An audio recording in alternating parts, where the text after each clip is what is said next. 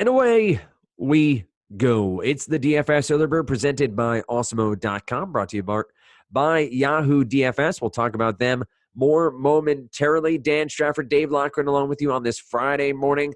I am, yes, broadcasting one from a bathroom in my house. So this is a pretty cool shower curtain behind me. But two, also with a wicked nice cold that I've had for 2 weeks, Lofty. It just won't go away.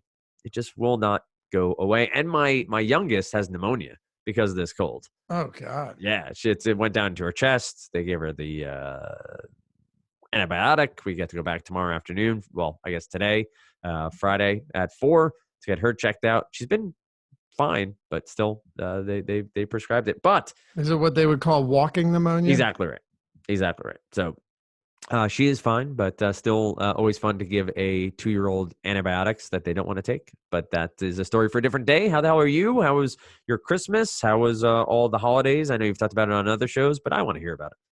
Christmas was good, man. Everything was good. I'm tired. These Thursdays kick my ass, you know? I hear that. We'll close it out strong. Little analysis for this 5-game slate on a Friday. Pretty rare. 14 games on Saturday. Good thing I'm not doing any shows on Saturday. I hear that, and you'll hear from Emac and Adam here on the DFS Early for that one. You get all the analysis from Emac, and I think Eddie's on Saturday as well, but I may be wrong about that. As we look at this slate, 5 games, you have a 4 p.m. Game. I think it's Cleveland and Boston, that if you are a showdown player, by all means, you will have projections and all that stuff available to you over on Awesemo.com. I will remind you about some of the offerings over at Yahoo DFS in a little bit, probably after shooting guard, get you aware of what they have going on. We are going to use DraftKings as our price points, as we have for about 6 years here in the podcast Dave and I host together, not necessarily here at Awesemo, but across many other platforms and websites. So we start with Milwaukee at Atlanta, meaning it's Trae Young at point guard. His price point is up to 10-8 on this slate. Last time out is 11-2. It is a 5-game slate. I think they may have docked him a little bit because of the shorter slate and also because of the matchup here. It would seem that it is a pace-up spot because Milwaukee is your top pace team of the year. Now, Atlanta is number 8, so not necessarily a gigantic jump in pace for Trae Young, but is this a price point you're willing to pay for Young against such a good Milwaukee team? I know we don't talk blowouts often, but this would seem like a point. I haven't looked at a spread yet, but would seem like a spot where Milwaukee will get out to a big lead early. How do you feel about Trae Young on the slate? And then we'll move on for the rest of the point guard from there. So the one interesting thing about this Bucks team is that they actually allow more points to roll men in the pick and roll than any other team. When you look at ball handlers, the numbers are a lot less impressive. They are allowing the 7th most, though. But what's interesting is they're only allowing 0.81 points per possession to roll men or to ball handlers in the pick and roll. Why do I mention this? Well, Trae Young, first of all, operates pretty heavily out of the pick and roll. And this is a spot where he's really taken advantage of a lot of defenses this year. He leads the league in pick and roll scoring, and a 53% frequency in the pick and roll is behind only DJ Augustine, whose minutes have been pretty low, and Derrick Rose. That's it, right? So that's pretty significant. What's interesting, though, more so about Milwaukee is they have not allowed teams to be efficient in the pick and roll at all. Like I said, 0.81 points per possession. 37.8% field goal percentage is the lowest of any team in basketball. But the frequency in which teams run the pick and roll against them is one of the highest in the league. So point in saying that is that Trae Young should see the volume, specifically in the pick and roll, which has been his bread and butter. And that's interesting, but it's not interesting enough. Milwaukee is still a strong defensive team, quality perimeter defense. And more than anything, that price tag on Young is just really, really expensive. I don't see at that price tag how you're going to get there. I mean, Giannis is $500 more than him. Right. And, you know, the Bucks have allowed 3-point shooting, I think the 8th highest 3-point percentage in the league. So there is that.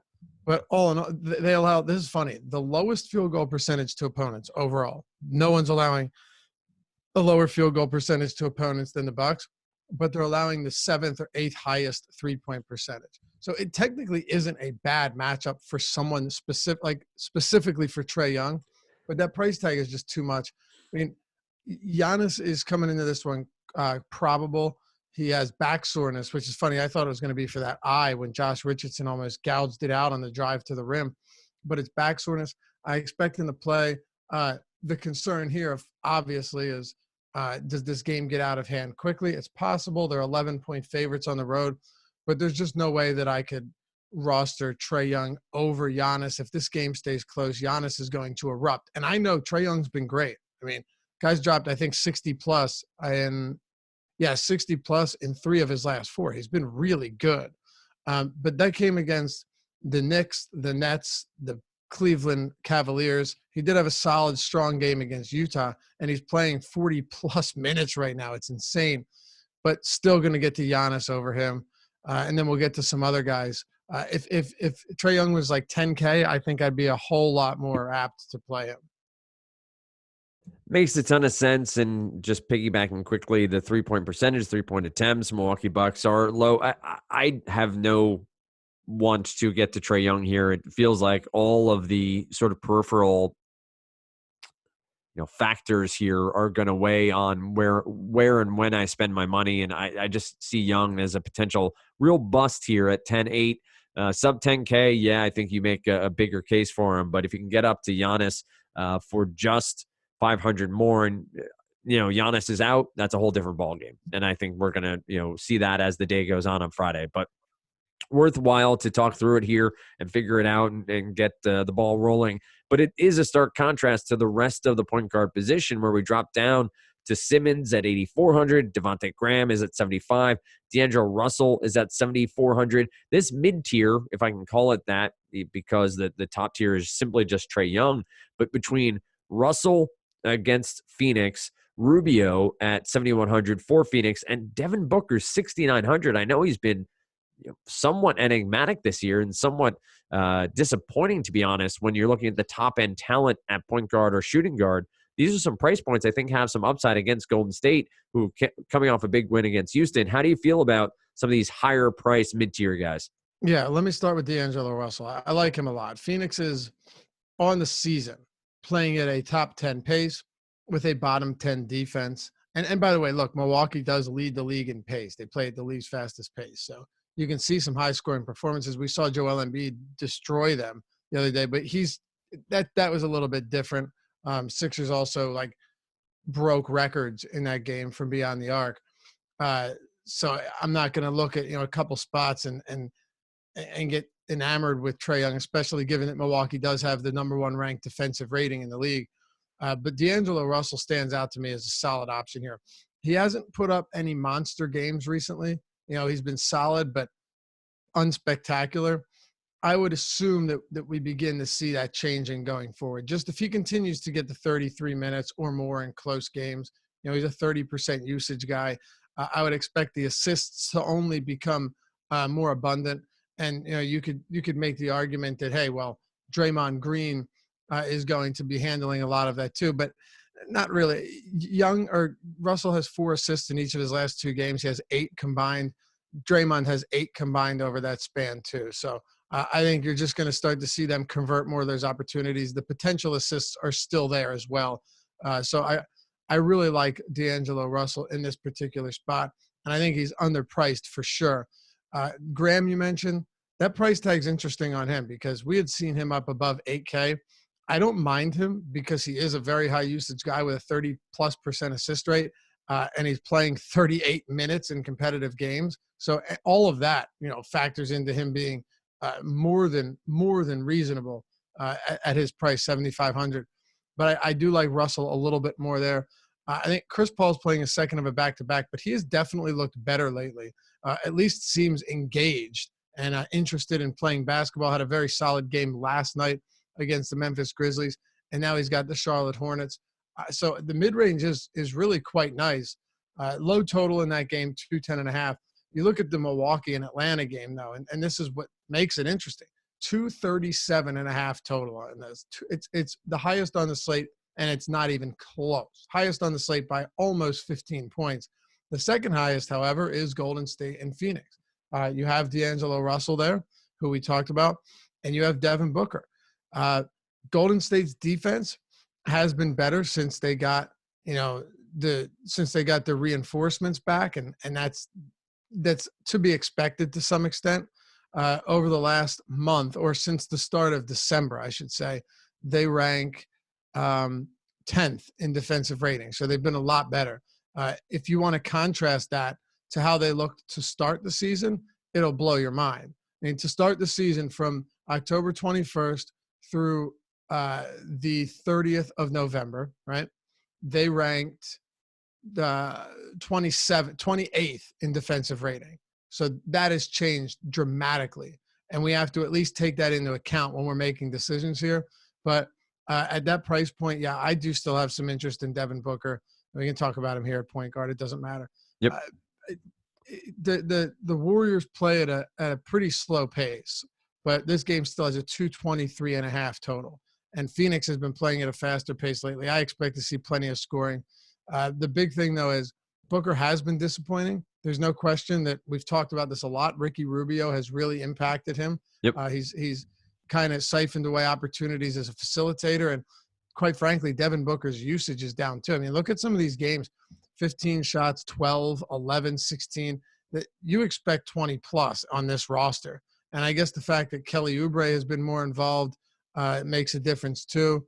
But sub 7K for Booker in a game with the second highest total, 223.5 total is pretty solid. The Suns are actually 3-point road favorites as well, so I would expect this to stay competitive. Yeah, a price point here that I at least think needs to be recognized and considered. Obviously, your roster construction may take you elsewhere as the day goes on Friday, but seems like a price point that makes sense. How are you handling Oklahoma City here? Their point guards, Danilo Gallinari is out. Danilo Gallinari, to pronounce it correctly. There you go. But he is out for at least the next, I guess, 2 games. So from Thursday night, at least 3 games total. Could be more with an injury. We saw some ownership shift, obviously, to Chris Paul and Gilgeous-Alexander and Schroeder and so on. Do you have any love for any of these guys against Charlotte, or are you finding yourself potentially maybe trying to find a Herder or a DiVincenzo or somebody on the cheap down at the end of point guard? No, I do have some interest. And by the way, I'm just going to tackle shooting guard with this. Sure. Yep. Shai Gilgeous-Alexander is a 0.89 fantasy point per minute guy with Gallinari on the floor, 1.12 with him off, 23% usage with him on, 29% usage with him off. Adam mentioned in the deeper dive that you do see staggered minutes there with guys like Chris Paul and such, but It's still a very significant difference with Gallinari off the floor. And Gilgeous-Alexander certainly benefits the most from this. Also, when you look at how these minutes are going to break down, you can just look at Thursday's game, and we've actually seen Gallinari out before, so we can get a decent idea. There were people asking about Darius Bazley, and Adam and my answer were a resounding no, because number one, he's not good, and number two, you can't expect this guy to get a lot of minutes. Though you can just run a lot of 3-guard sets. Now, I haven't looked at what the game flow was, but Schroeder played 33, Paul played 34, Gilgeous-Alexander played 37. So those are the guys you're looking at. If you're getting Schroeder at a decent enough salary, I don't think it's crazy. I'm not playing more than 2 of those guards in the same lineup. I don't think that's necessary on a slate like this because there's a lot of good guards. But all in all, I'd be fine with 2 of them. SGA is very scoring dependent, but he got up 19 shots yesterday. The usage is still very significant. He's still, dropped 30 plus. You want more than that, but I don't have an issue with it. I like Paul the most, then SGA, then Dennis Schroeder. Price tag obviously comes into play, but Paul on DraftKings is 73, Schroeder 66, and Shai Gilgeous-Alexander is 68. All of those are pretty reasonable. I don't mind having more than 2 of them in the same lineup. That makes sense, and I assume ownership plays a large part too, Sure. where the field goes and trying to get away in a specific game. Any other point guards, or for that matter, we've touched on a lot of the MPE here at shooting guard, as you said. Anybody that you want to mention here before maybe we take a break, talk a little bit about Yahoo's offerings, and then go to small forward. So I mentioned that Kevin Herter has been playing some backup point guard minutes, which is kind of interesting. His price tag is just a little bit inflated. But if he's playing 30 plus minutes, and he's played 32 plus minutes in 4 straight games now, I don't think it's the craziest idea to look towards him in just what's going to be a massively high scoring game. If it blows out, then yeah, that's not good. But I have no issues with this spot for him, even though he's a little bit expensive. There's still a little. I think there's also some meat left on the bone there, and Bembry. But here's the thing. Bembry wasn't getting any minutes, and now he is. So it's very possible. I could pull it up real quick. It's very possible that Herter isn't getting any of those backup point guard minutes now, and that would definitely take some shine off. So let's see. Trae Young comes out. Herter in. No, he is. He is. Like he's still getting backup point guard minutes. He's been on the floor for every single second that Trae Young isn't on the floor. And that's pretty interesting. So, yeah, I don't have an issue with that. Damian Lee's price tag is inflated a little bit, but he's getting solid run now. You're seeing Steve Kerr place some faith in this guy. 35, 28, 31 minutes over his last 3. Last game was a monster 22-15 game. I wouldn't assume that we should expect that going forward, but Sure. in terms of like which games are the best all around, Golden State, Phoenix, and even Milwaukee, Atlanta. But I think we're actually going to be pulling more quality overall plays from that Golden State Phoenix game. That's at least how it feels right now. Yeah, I would say you see Lee's, and I will take the 15 rebound game a little bit as an anomaly, but you're seeing those rebound totals coming out, which is great to see from a shooting guard / small forward, that he's getting back on defense. He's playing at the rim. He's getting those extra peripheral stats outside the scoring that may fill the stat sheet a little bit more. As you said, price point at 5,900. I will point out, over on Yahoo, we are sponsored by Yahoo Daily Fantasy Sports, most trusted name in fantasy sports. They have, of course, their baller contest for the NFL. It also is there for the NBA. It also now has CSV upload and CSV edit features for those looking to play multiple lineups. Claim up to $30 in Yahoo Sports Reward points by signing up and using promo code AWESEMO. Use the link that is featured in the article that we are dropping every day, with EMAC writing a lot of words about Yahoo DFS. Make better choices. Choose Yahoo Daily Fantasy. Dan Trevor, Dave Lochran here as we talk through the Friday slate on DK is what we're using as our price point. We're going to go to small forward next, and obviously talked a bit about the point guard, shooting guard there. There are obviously shooting guard, small forward eligible players on DraftKings, but we get Giannis at the top here. You mentioned before he has that Q tag. Now it's more probable than questionable. He has back soreness, maybe from carrying this team. I kid. It's a very good team overall. But you have Giannis at 11-3. And again, you drop off precipitously to Simmons, Butler, Middleton, and so on from there. Jimmy Butler's a guy that I want to get your take on, because he was carrying this Heat team and doing everything. He was upwards of 50, 60 DraftKings points on any given night. Now his price point is at 7,800, has matchup with the Pacers here. But Simmons, Butler, Middleton, Harris, all obviously are not Giannis at the top end. How do you shake out small forward, and where are you focusing at the top? Well, first, yeah, if Giannis plays, I love him. The game has a 237.5 over under. Like, I get it. They're big favorites. Sure. But I mean, that's just an insane number, right? It's insane. What would that be if it's a 237.5 and they're 11-point favorites?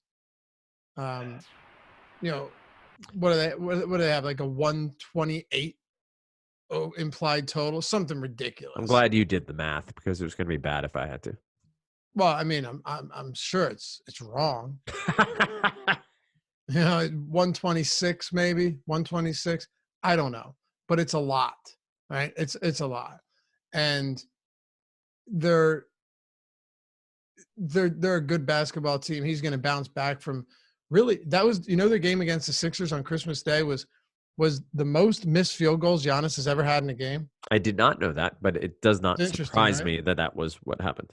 I'll tell you what, though, you look at that Sixers team and you say, man, the way that they're built is frustrating sometimes. The way that they put this roster together, and Giannis could come in a 7-game series and have like 4 huge. There's no question. I'm not saying that, but when you look at what transpired on Christmas Day, there is at least that light bulb that turns on where you go, I see what's going on. Now, I had mentioned to you many times when they brought Horford on, I was like, it's kind of awkward, but number one, Embiid doesn't have to face him anymore.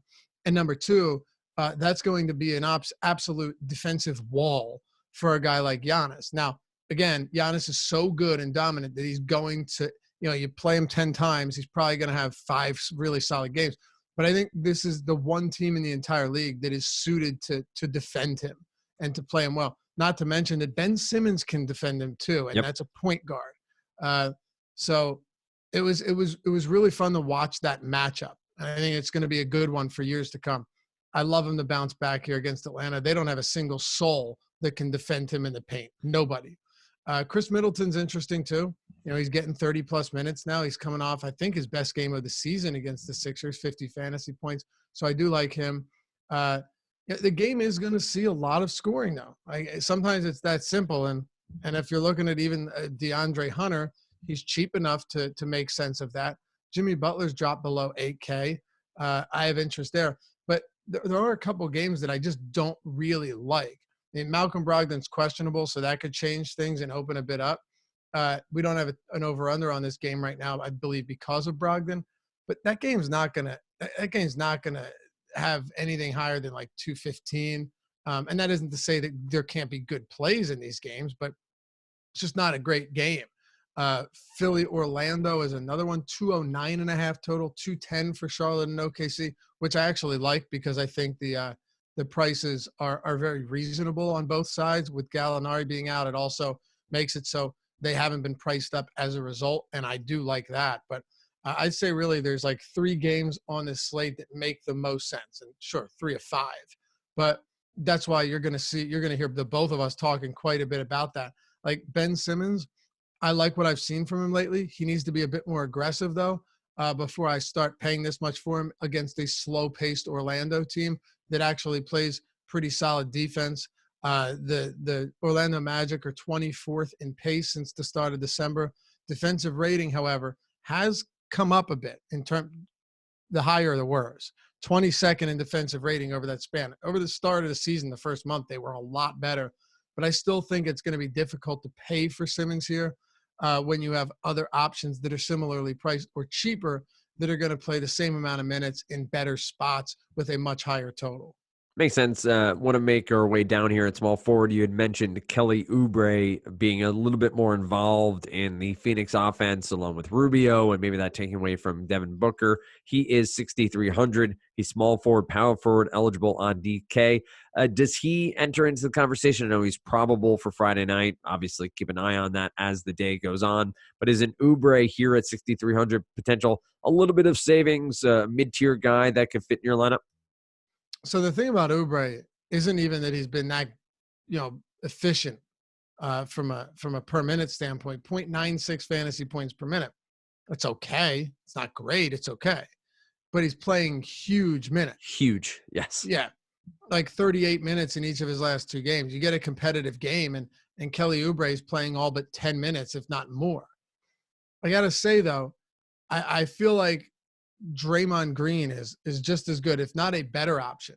Steve Kerr's talking about how he's going to be limited to 27, 28 minutes, going forward. And now he's played 33, 39, 26, massive blowout, 29, 31, 33, 34.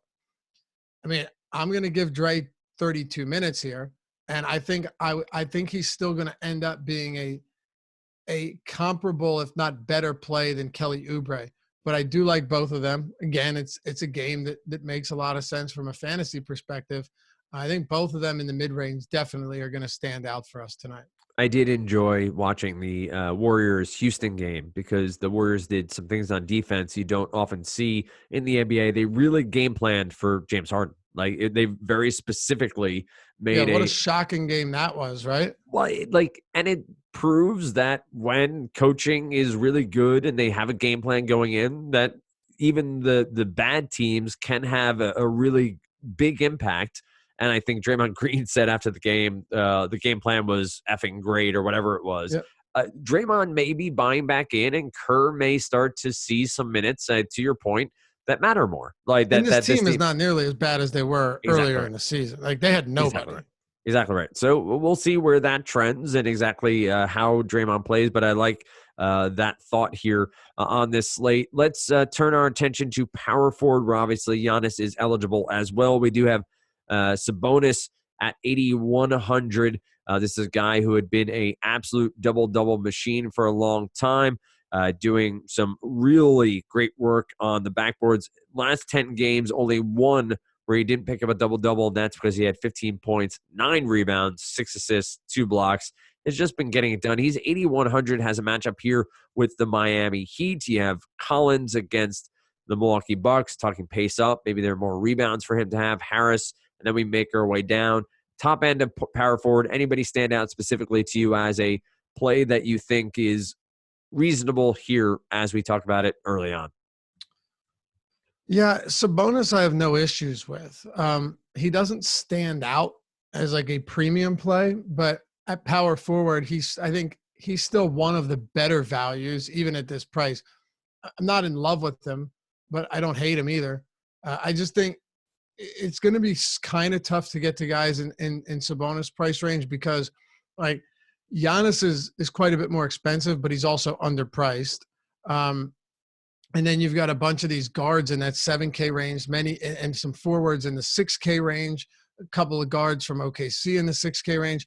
So essentially, when you're building out a lineup, I don't know how often you're going to land on him. And I honestly don't know. Like, I haven't built lineups yet, but my guess is that you probably don't land on Sabonis too much at that price point because DraftKings has underpriced a lot of players on this slate. And that's pretty significant. A few to look at, though. John Collins returned from his suspension, promptly played 35 minutes. He's also a double-double machine, right? And could life be tough for him against Milwaukee? It's very possible. But again, 237.5 over under. It's one of the higher totals we've seen on the season. So, you look at him on a per 36-minute basis for his career. He's averaging 20 and 11 with 2 assists and 1.5, or 2 assists and 2 stocks. Like, those are solid numbers. And that's, take his rookie season out of it and everything changes. Last year on a per 36, he averaged 23 and 12. This year, 21 and 10. He's an automatic double-double when he's getting the minutes. I know you haven't seen that in a few games, but I'm still very confident that John Collins is going to give us some big games. He's actually a pretty crafty scorer. Not a long-range shooter. I guess he is. I guess he added that to his arsenal, and you've seen more of that, right? Because this is kind of fascinating to see the development. When he came into the league, he was not someone that had range at all. He averaged 0.6 3-point attempts per game. Last year, he upped it to 2.6. This year, he's only played 6 games, but he's averaging 4 3-pointers per game, and he's shooting 46% on them. That makes him even more interesting. And I did not see that. He's been out of commission for 25 games that I had forgotten to even look, but I'm seeing it now. Yep.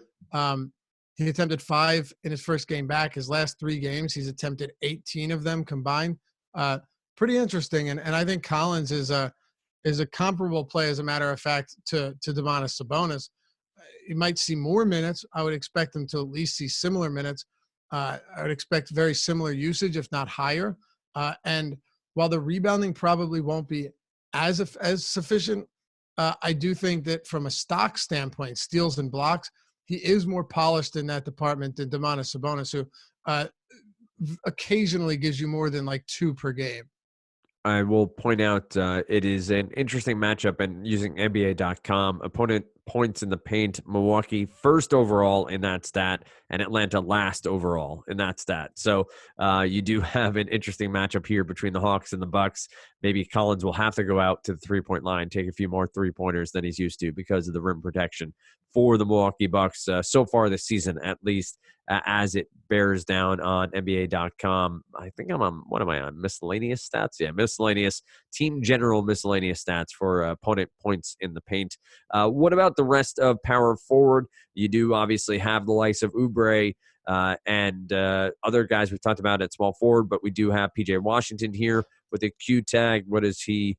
Probable for Friday with a finger injury. You do have Aaron Gordon, Jonathan Isaac, TJ Warren is at 5,800. Al Horford, who you talked a bit about before from a defensive perspective, is at 5,700. And then you get into some guys we talked about before. You mentioned Hunter. We talked a bit about some of the Baisley as well for Oklahoma City. What do you got here for the rest of power forward? I think the Horford price tag's interesting, but that's about where I stop. I don't think it's good enough. He's just, now, especially now that Richardson's back, there are so many mouths to feed, and Joel Embiid comes first. Joel Embiid gets served his food first, Dan, and that's the way it should be. Horford's kind of cleaning up the scraps, even when Embiid's off the floor. And it's reasonable to point out that like half of his minutes are coming with Embiid off the court. Yep. Brett Brown has done a pretty solid job of staggering them, but I still don't think I love him here, especially against a very slow-paced Orlando team. I mentioned DeAndre Hunter. That's fine. I really don't know if this is a spot where you want to punt, at least not right now. I don't see anything that stands out. Kelly Olynyk's minutes have fallen off a cliff. Look at these minutes, Dan. 17, 21, 27, 18, 8, 26, 8. You just simply cannot rely on him. Even in tournaments right now, I don't know if it's worth taking a stab, because like the fact that he could play 6 or 8 minutes is just insane. And there are a lot of guys that are pretty underwhelming here. Jonathan Isaac's price tag has come down. He's coming off a very strong game where he gave you 7 stocks, 3 blocks, 4 steals, 5 assists, 9 rebounds, 13 points. He is capable of being able to put up numbers like that. The assists were inflated. But against this Philly team, I just don't love it. I'd say if there was someone under, 7K, he'd probably be the guy. But I don't love anything here, including, even Tobias Harris or Al Horford. I put you on the spot a little bit here, but looking at Charlotte, you have Cody Zeller. You have, obviously, PJ Washington at the higher price point, Miles Bridges. At Oklahoma City, we've talked many times over, not necessarily not going against Steven Adams, but anybody from the power forward spot in a game that may be a little bit overlooked stand out to you. Miles Bridges minutes have gone up 2 games in a row, 21, 21, 26, 32. Is that a trend, or is that something that's just an anomaly because of the matchups? Who is that? Bridges? Bridges, yeah. There's talent there. Like, we know, is that something worth looking at a 5-game slate? Which Bridges, Mikal or Miles? Miles. So with Miles Bridges, yeah, these minutes have been super weird, because if you scroll back a little bit further, this guy was playing 36, 38 minutes a game for about 6 straight games. And then you saw the minutes fall off. And it's weird because, PJ Washington was out. When you look at Zeller and Biyombo had actually, the big thing there is they were actually playing some minutes alongside each other with PJ Washington out. And you never know what you're going to get from Nicholas Batum. That's the big thing. Like, Batum played 30 minutes, 22 minutes over his last couple of games. He got some DNP-CDs mixed in along the way. There's so many. I don't know what James Borrego's doing from day to day. Yep. That's the thing. Like, Dwayne Bacon might play 17 minutes.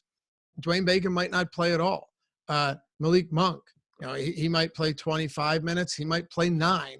And you're seeing so many moving parts here that I don't know. Like, Bridges, literally, look at this. Bridges played 38, 38, 36, 36, 35. Now, mind you, he was pretty underwhelming in those games, but that's a ton of minutes. That's when he and PJ Washington were both playing huge minutes. Batum was out. Outside of that, though, there weren't really many injuries. Now he's played 21, 21, 26, and then back up to 32, but that game was a blowout. Just, looking at the injuries here, I think PJ Washington is expected to return, but nothing else like really significant jumps out to you. And even Zeller, like his minutes were huge. Yep. And then he played 17 last game. You can't predict this. Like Biyombo played 27 after 2 games ago playing 18. It's out of control. I will say I was at that Charlotte-Boston game, and the chance for Taco Fall are, 1, impressive, but 2, Cody Zeller looked like the worst player I've ever seen play live. Like it was just an atrocious game for him, was out of position over and over again and taking terrible shots when the ball came to his hands. But can't say I'm totally surprised by that. I can understand that. Let's talk center next, where obviously Joel Embiid is at the top. Orlando is a top 10 team when it comes to points in the paint for their opponents, but this seems like a spot where Embiid at sub 10K has all the upside in the world. How do you feel about Embiid? That Adebayo is just 800 less than him against the Pacers. How do you shake out the top end of center? I mean, Orlando's been really good against centers this season. I mentioned this a lot. DVP is not something I pay a lot of attention to, but for centers, I do think it makes sense because you're kind of looking at close to the basket, in the paint points, how teams defend roll men in the pick and roll. All of that stuff can be like quantified where a lot of other stuff can't. For instance, what I mean by this is like against small forwards or against shooting guards, you might have an entirely different player guarding a 2 or a 3 from game to game based on the matchup. It's really hard to say. So I don't even really get involved with that. But the center position, I think you can actually glean something from looking at that stuff. And Orlando's been good, man. They're allowing the 5th fewest points in the paint this year. The second chance points, they're allowing the 7th fewest. And then if you look at the post-up points, I haven't looked at this yet, so let's pull it up because Embiid leads the league in post-up possessions and post-up points per game. Defensively, in post-ups, Orlando is allowing the 6th fewest, but yeah, and then they're like 18th, 0.88 points per possession. So it's actually not a good matchup for Embiid. But I would say at his price point, I'm still not afraid to get there. If Embiid, I could see this being a game, Dan, where Embiid comes in at very low ownership, and I'd be more than willing to get there. Sure. If he's coming in very low on that. I think there's a good chance he will be, but that would be the only reason because on the season he's a 1.62 fantasy point per minute player. Last game he lost 4 minutes because of a blowout, right? He played 28 minutes. He had 55.75 fantasy points, 1.99 fantasy points per possession. Just prorate out to like the 32 or 33 he plays in a competitive game. You're talking 64 fantasy points there. Detroit, he lost minutes in a blowout. Washington lost minutes in a blowout. Dallas played 33 minutes, 64 fantasy points. Miami, 35, 58. New Orleans, 31, 50. Yeah, not great. Boston, 36, 67. Embiid can put up monster games. Like you'll get some 2020s from him with 6 assists and 5 blocks. It's going to happen. Is this the matchup where I would expect it to in a low-scoring affair? No, but if at low ownership, Embiid's definitely going to be on my radar. And you can't look at the fantasy points per game. Look at the per-minute production because if he does get 34 minutes and this game stays close, he's going to crush that $9,700 salary. And you talked about it a bit before, 209 over-under, -4, -2.5, -3, depending on what book you're looking at for this Philadelphia at Orlando game. That's Philly favorite. Pardon me. I was trying to hold that cough in. On the road for this contest. But Embiid at low ownership is always somebody I'm intrigued by simply because of the upside that he's shown many times over. How about the rest of center? Don't want to belabor the rest of the podcast. What are some names here at center only on DK that you find interesting? I mean, Cauley-Stein, I don't know why he's so cheap. I don't get it. It doesn't make any sense. He's played 30, 23, 28, 30, and 31 over his last 5. The only reason Cauley-Stein was so cheap before is because he wasn't getting minutes. he is averaging north of a DraftKings fantasy point per minute on DraftKings. Like the numbers for him are still pretty solid. Has he been spectacular lately? No, but he doesn't need to be at that price in the second highest projected scoring game of the week. I mean, I think I would expect him to be mega chalk, but I'm okay with that, and I really like him. On the other side of the same game at the center position, I also like Aaron Baines. He played 30 minutes and 32 over his last 2 games. Minutes are key, man, especially for big men. Just get them on the court, and they're gonna stumble in the stats. Baines has been underwhelming as a rebounder, but that's the type of thing. Just keep him out on the floor, and that'll change, especially against the Golden State team. That rebounding is not their forte. Look at the guys that they're running out there in the front court. They don't. Draymond Green's probably their best rebounder. Yep. So I think this is probably a good spot where you could actually see some quality opportunities here from Aaron Baines. Both of those guys very appealing, and Golden State definitely a team that is going to struggle with points in the paint on a rebounding level. Again, that's not a spot that I have any confidence in them to be able to limit somebody like Baines, at least bolster his numbers a little bit. Those are 2 really great value plays here.